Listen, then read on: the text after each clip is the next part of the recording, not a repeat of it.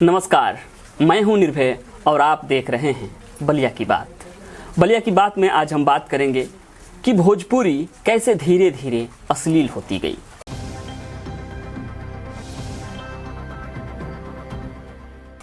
वो 60 का दशक था, तब मनोरंजन के इतने साधन नहीं थे।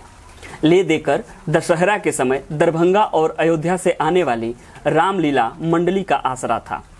कहीं से गांव के खिलावन बाबा को पता चलता कि इस महीने गांव में होने वाली यज्ञ में वृंदावन से रासलीला मंडली आ रही है, फिर तो उनके चेहरे की खुशी देखते बनती थी। तब भोजपुरी के पहले सुपरस्टार भिखारी ठाकुर की लोकप्रियता आसमान छू रही थी। बलिया से लेकर बंगाल और आसाम से लेकर आसनसोल तक वो जहां भी जिस मौके पर जाते वहां खुद ब खुद मेला लग जाता था। उनके इंतजार में लोग उंगली पर दिन गिनना शुरू कर देते थे। उनका नाटक गबर गिचोर हो या गंगा स्नान, विदेशिया हो या बेटी बेचवा, लोग हंसते हंसते कब रोने लगते किसी को कुछ पता नहीं चलता था।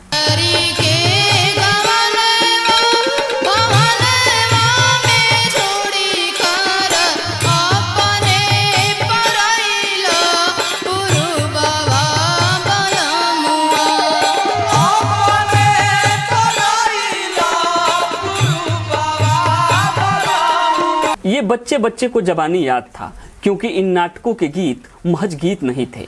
इन नाटकों के संवाद महज संवाद नहीं थे। वो मनोरंजन भी केवल मनोरंजन नहीं था, बल्कि वो मनोरंजन का सबसे उदात्त स्वरूप था, जहां भक्ति, प्रेम और वात्सल्य के साथ साथ हास्य व्यंग का उच्च स्तरीय स्तर मौजूद था। वही दौर था भिखारी के समकालीन छपरा के महेंद्र मिसिर का। दोनों में खूब दोस्ती थी।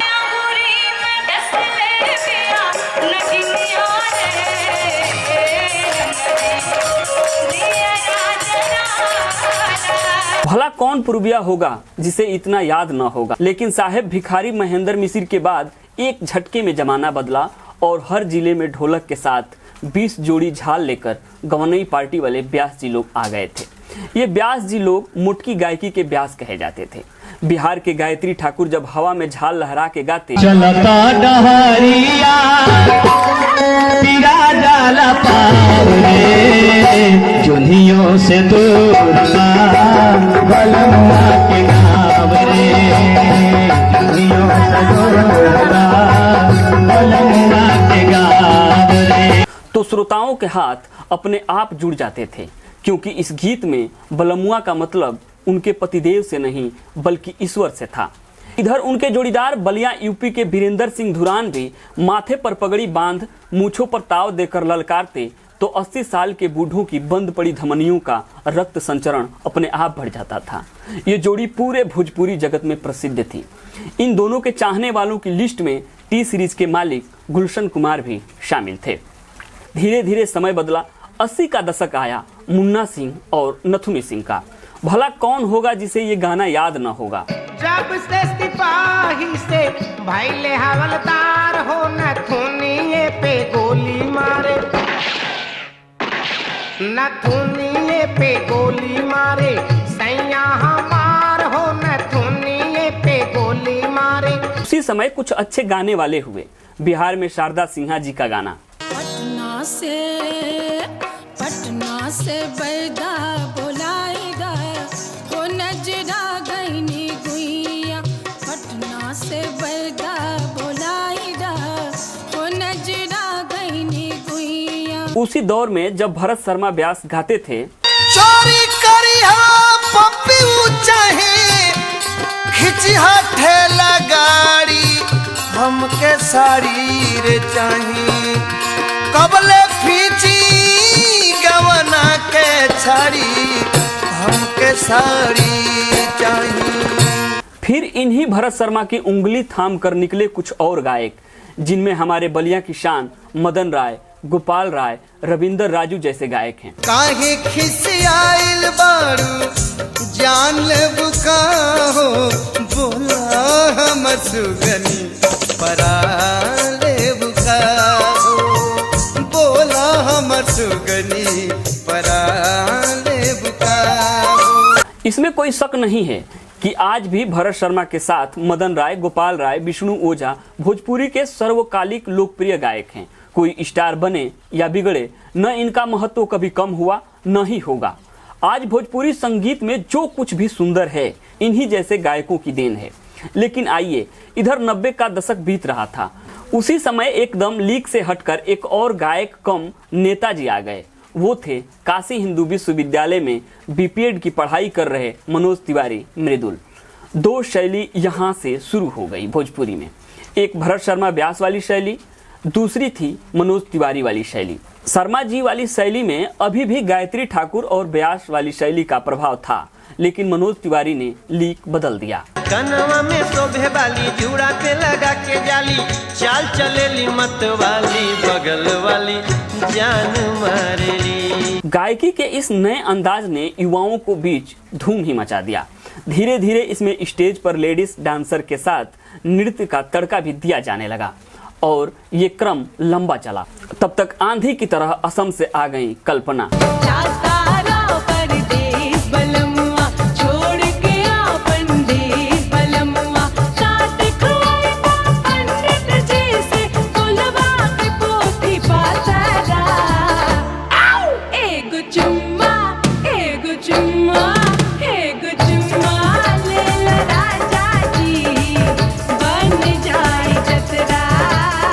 इसी क्रम में डायमंड स्टार, गुड्डू रंगीला, सुपरस्टार राधेश्याम रसिया और सुनील छैला बिहारी को आप तो बखूबी जानते होंगे।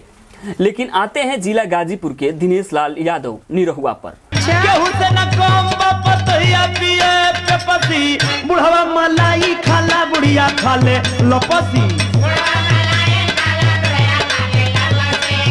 दिनेश लाल के इस खाटी नए अंदाज को जनता ने हाथों हाथ ले लिया। फिर क्या था, मार्केट में आ गया उनका अगला एल्बम निरहुआ सटल रहे।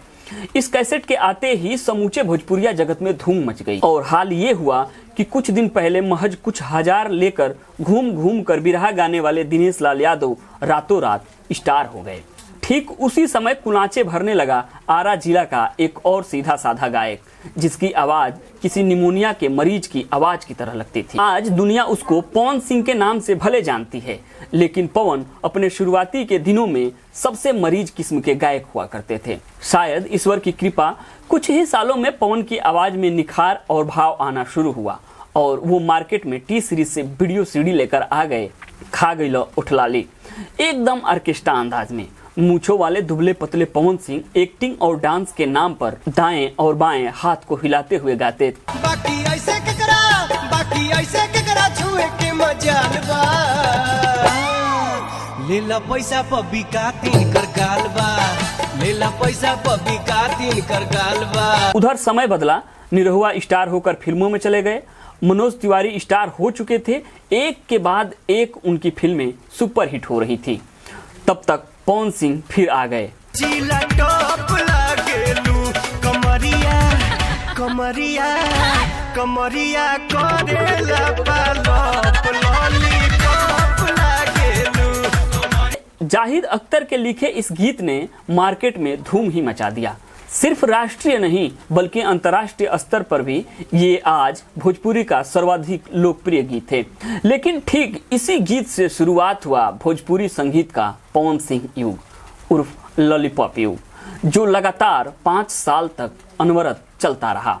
इसके बाद पवन के स्टाइल में कुछ बाल गायक भी पैदा हुए, जैसे कलू और सानिया।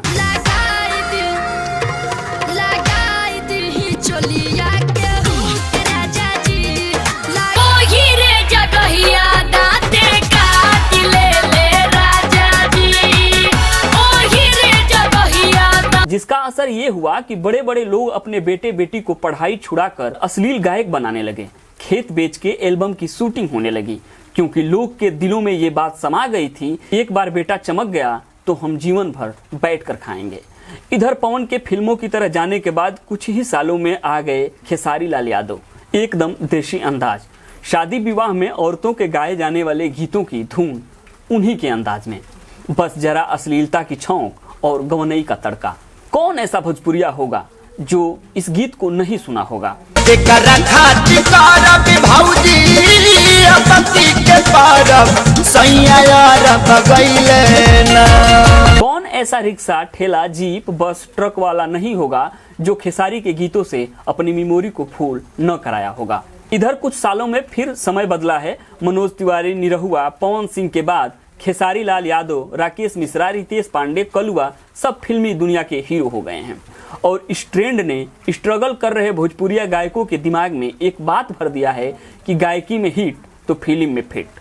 अब हर भोजपुरी गायक खुद को गायक नहीं हीरो मानने लगा है। हर गांव में 25 गायक अभिनेता हैं जो 1 घंटे में हिट होकर मनोज, निरहुआ, पवन और खेसारी की तरह मोनालिसा की कमर में हाथ डालकर डांस करना चाहते हैं। इसी हीरो बनने के चक्कर में इनके गाने सुनिए तो वो सीधे संभोग से शुरू होते हैं और संभोग पर ही आकर खत्म हो जाते हैं। यूट्यूब खोलिए तब आपको पता चले कि जो जितना नीचे गिर सकता है वो उतना सुपरहिट है।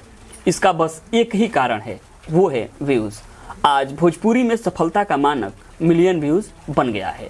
यूट्यूब पर ताजा आया खेसरिया का गीत चाची के बाची, खेसरिया की बेटी, इसी व्यूज की भेड़िया धसान से निकली एक घटना है। बुद्धिजीवी समझते हैं कि समस्त भोजपुरी बेल्ट की जनता उनकी तरह बुद्धिजीवी है। ये अनपढ़ ये समझते हैं कि सब लोग मूर्ख हैं। चाची के बाची में क्या बुराई है। अब चाची के बाची वालों ने अपनी बर्बादी की तरफ कदम रख दिया है। बस आपको और हमको सबको मिलकर बेहतर और साफ सुथरा कंटेंट प्रमोट करना पड़ेगा, क्योंकि आज भी अच्छा सुनने वालों की कमी नहीं है, वरना भोजपुरी तो अश्लील का पर्याय बन ही चुकी है। आज नहीं तो कल संविधान की 8वीं अनुसूची में भी शामिल हो जाएगी। लेकिन फायदा क्या होगा जब भोजपुरी में भोजपुरी गायब हो जाएगी, शरीर से आत्मा ही निकल जाएगी और रह जाएगा मृतक शरीर के रूप में अश्लीलता, सिर्फ अश्लील। इस स्क्रिप्ट को लिखे हैं हमारे बड़े भैया अतुल कुमार राय जी, जिनकी हाल ही में किताब आने वाली है चांदपुर की चांदनी। एक बार फिर मिलेंगे हम लोग उस किताब के साथ, चांदपुर की चांदनी। भूलिएगा मत।